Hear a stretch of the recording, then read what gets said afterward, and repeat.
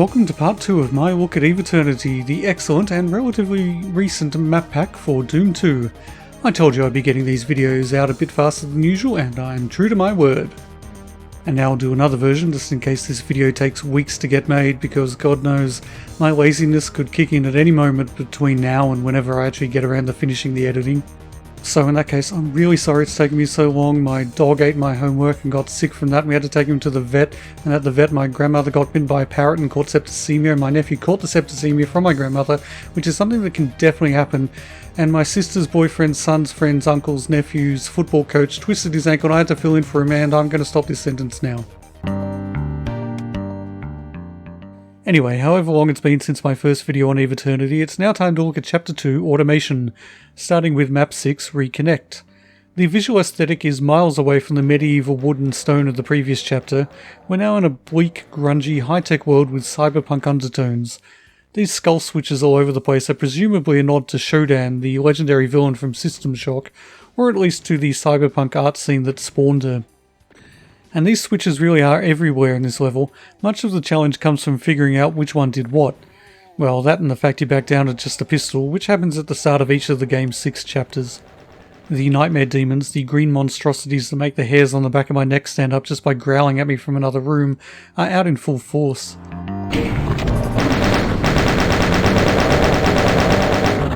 This one here that emerges right next to you when a wall lowers nearly made my doddering old heart shut down in terror. And that's despite the fact I literally quick-saved 3 seconds ago. Seriously, these things are like ASMR for me, and not in a good way. I mean, it's good for enhancing the atmosphere of the game, but it's not so good for my nerves, or for the cleanliness of my underpants. There's a secret switch you can shoot here, and these shootable switches always make me feel kind of guilty about having mouse hook on. If you can aim up, the whole puzzle element is pretty much negated. But honestly, I still don't feel all that guilty about using mouse hook. I do believe it's a valid option in map packs that put enemies up high, above your line of sight when looking straight ahead, and Eviternity does this quite a bit. Regardless, design-wise this is an excellent start to the second chapter. Like many of the best Doom maps, the layout is compact but filled with points of interest. It's also a surprisingly open design, giving you plenty of different paths to carve out for yourself. The difficulty is not insubstantial, but you're still not being fully tested.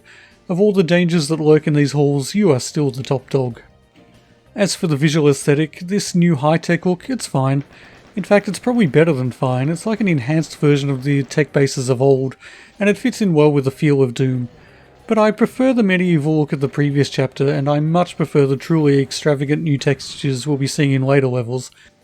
By any standard, Chapter 2 consists of some really good-looking Doom maps. It's only by the high standards set by Eviternity itself that they seem perhaps a little lackluster. At the end of the level, you finally get a bit of story text. I'll let you read these words if you want. I personally can't really be bothered. There are a few text intermissions like this throughout Eviternity, and they all read like someone created a list of the 100 most grandiose words they could think of, and then rearranged them into a bunch of semi-random sentences. Which is fine, it's all very much in keeping with the Doom ethos, but I couldn't be bothered reading the text in Doom Eternal, and I can't be bothered here. In both cases, I don't think I missed much. Map 6 is Facilitate, and the first thing to be said about this map is that it has probably my favourite piece of music from the entire MegaWAD. Have you ever played Doom on the PlayStation or Doom 64? Those games had soundtracks that were atmospheric, minimal, almost abstract, but I absolutely loved them. The music on this map is absolutely the complete opposite of that.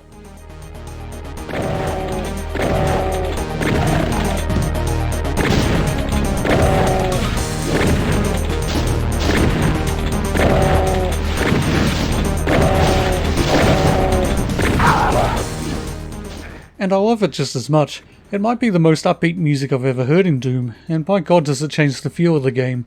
You're no longer grimly slaughtering your way through the forsaken armies of hell, you're cheerfully blowing away helpless foes with gay abandon.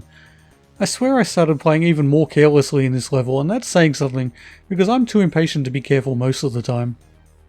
That said, the music may be the most memorable part of this map. I don't really have any strong recollections of it, largely because, thanks to the music, I disengaged my brain and just ran around randomly, joyfully pumping lead into demons, until I happened upon the keys, switches and doors necessary to finish the relatively short level. It's another one that makes good use of its space, being densely packed with enemies, items, alcoves and tight hallways. There's a chance to reacquire a super shotgun, which is always good, because as I've said in the past, Doom doesn't truly feel like Doom until you've got that mighty thick weapon in your hands, pounding away, shooting your hot load over everyone in front of you. Hello, Dr. Pembleton? Yes, it's happening again.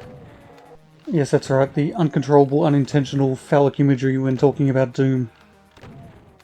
Yes, I tried taking the pills, but the side effects were unpleasant. Double the dose? Really?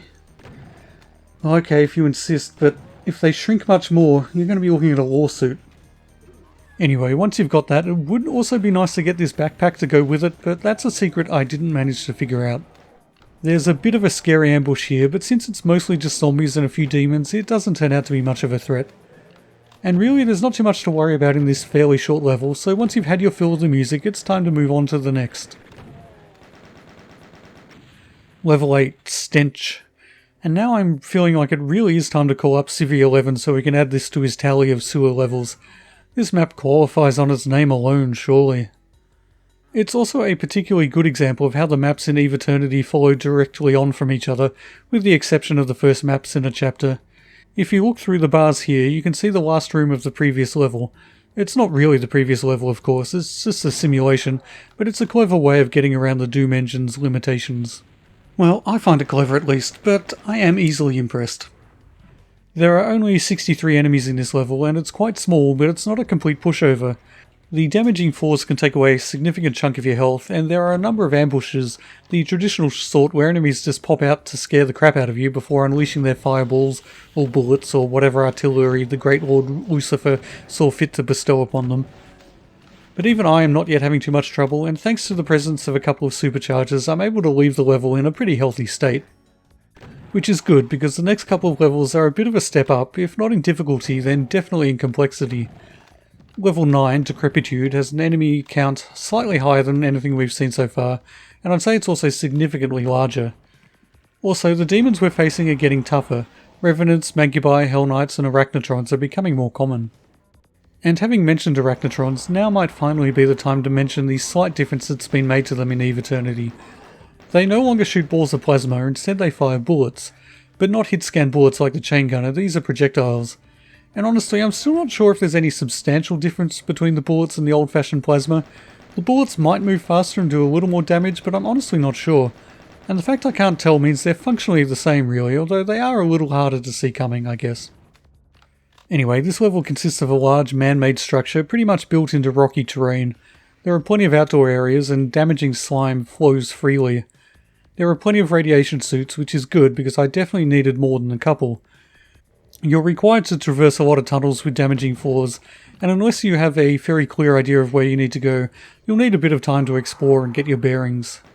There's an optional red key that I somehow missed in this playthrough, which is odd, because when I came back for another playthrough to refresh my memory of the level, I realised it's not exactly hidden away in an obscure secret area. That said, even after 2 playthroughs, I still don't really know what the red key does. Other than open red doors, of course, but they don't seem to lead anywhere. More exploration may be needed, I guess. I did manage to track down the secret BFG near the end of the level at least. Picking it up releases an arch file, but hey, that's no big deal, not now that I've got this handy BFG at least. And so it's on to the final map of this chapter, level 10, Creation. And as it happens, this is one of the best maps that Eviternity has to offer. It may even be the best. It's certainly one of the few that I had very clear memories of when I came back to play Eviternity after a couple of years. Like many of the best Doom maps, it has a definite theme to its structure. Or maybe I should say it has a definite structure to its theme. No, wait, that sounds wrong. In fact, both ways sound wrong, but you know what I mean. I hope. There's a large central area, essentially broken into quadrants, with extensive structures around the perimeter. There are gates between each of the quadrants, and figuring out how to open these is what will occupy most of your time in this level. This is made somewhat easier by the fact there are conduits leading from each gate to the switch that needs to be activated to power them up. These are a really cool feature. They're more than just a nice aesthetic touch, they really can be useful for navigation, particularly if you're as prone to getting lost and confused as I am. The music's great, it's almost as upbeat as the track from level 7, but it's got a hint of tension to it that's fitting for this rather tough map. It also has some fantastic MIDI guitar solos.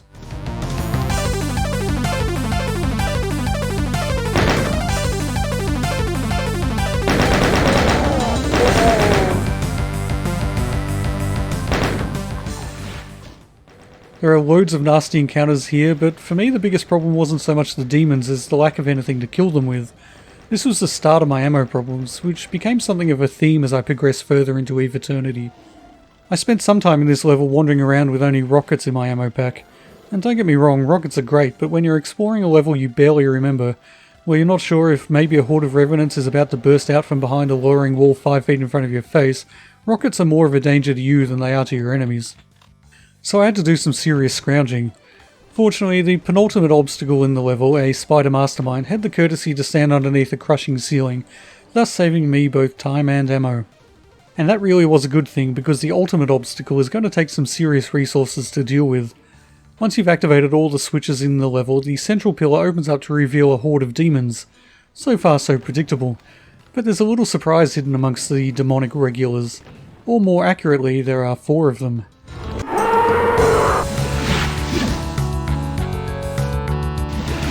These are Annihilators, the second new enemy Eviternity has to throw at you.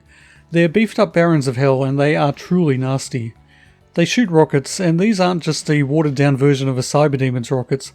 These are full-fledged, lead-wrapped packages of exploding death. But wait, there's more. They also have a chain gun at their disposal, and it has more in common with the Spider Mastermind's version of the weapon than it does with the humble chain gunners. It packs a serious punch. These Annihilators are predictable to some extent. It's always rocket first, then a burst of the chain gun, then back to the rocket. They are a lethal foe, mostly because their relatively small size allows them to traverse areas a Cyberdemon wouldn't be able to access, so they can flank you with surprising effectiveness. They have some weaknesses though. Unlike Cyberdemons, they don't seem to be immune to splash damage, so they can actually kill themselves with their own rockets. And I have to say, it's really nice to see someone else melting their own face off with ill-advised rocket fire for once. It's a trick I perfected, but it's good to see others taking up the baton. They also don't have a huge amount of health, so they go down relatively quickly if you focus fire on them, which you absolutely should. In any battle, they should be your priority targets. Well, there's one other enemy that may surpass them in terms of threat level, but we won't be seeing those until next time. Anyway, their main weakness may actually be their supposed friends. Because they use rockets and don't particularly care who or what is standing between you and them, and because they don't have more health than a standard Baron, they'll often be taken down by irate allies before you can lay a finger or a rocket on them, which is handy. That's pretty much what happens here in the final fight of the level, and indeed of the chapter. There are 4 Annihilators here, but a couple of them get taken out by friendly fire, and the other 2 pretty much die as soon as I look at them, because their allies have done most of the work for me. That doesn't stop me taking a rocket to the back of the head, of course, but I'd be worried if I ever went more than 3 minutes without doing something stupid. And so we bid a fond farewell to one of the best maps that Eviternity has to offer, and step into Chapter 3. And it is cold in here. But that's a tale for another time. Until then, get off my lawn.